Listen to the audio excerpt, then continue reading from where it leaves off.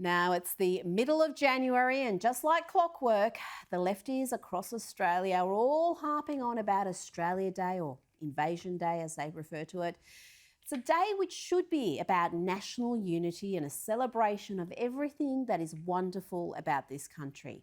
It's a day where we welcome new citizens, celebrate with friends and family. But in recent years, a small but vocal minority have sought to change the date and portray Australia Day as some shameful celebration of racism and white supremacy.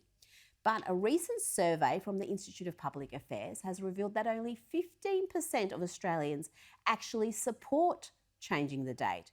Joining me now is Australian Catholic University lecturer Dr. Anthony Dillon. Anthony, welcome to the program. We hear the same debate every year. It's exhausting. But is it clear now that the majority of Australians don't want the date changed? This survey was from the IPA, which is a conservative think tank, but the leftist Guardian commissioned a survey a few years ago on the same topic and got the same results.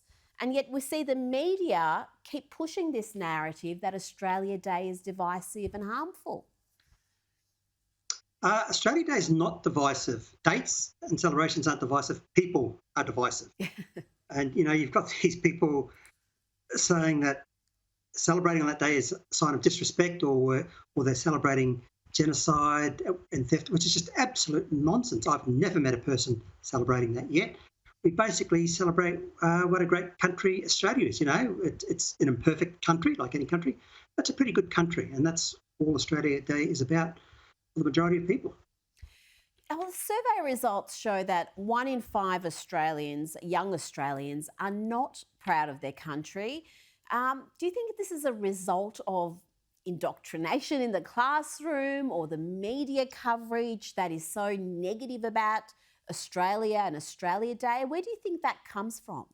Yeah, I think so. They've been brainwashed. It's a bit of a Greta syndrome type thing.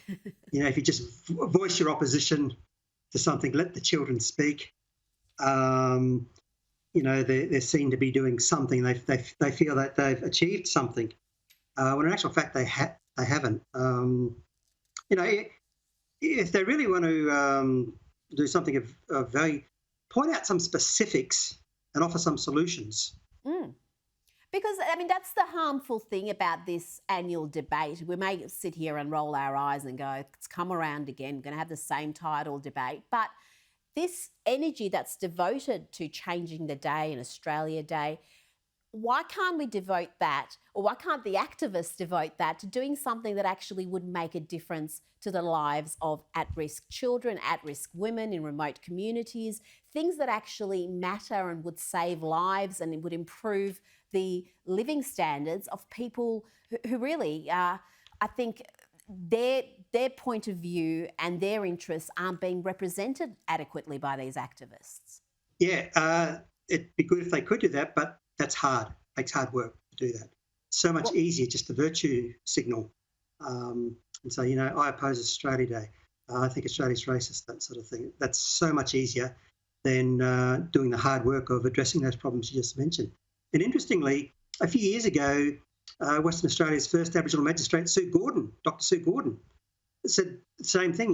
There's bigger issues to deal with. Oh, absolutely. You look at the rates of domestic violence. It's something I've written about on a number of occasions. Just absolutely shameful, the overrepresentation of Indigenous women, and more than 30 times likely to be hospitalised due to domestic violence. That is something we should spend a lot of time talking about rather than changing the date. Just lastly, quickly, Anthony, what does Australia Day mean to you personally? To me personally, what I just said before, that Australia is a great country. I think we've done pretty well in this country. And just very quickly, I want to say something I've said before. It's going to be hot on Australia Day. And, for some of these activists, blacktivists, they'll get sunburnt, and that'll be the first and only trauma they've ever experienced in their lives. Oh, they're going to come after you for that comment. Dr. Anthony Dillon, thanks for your time tonight.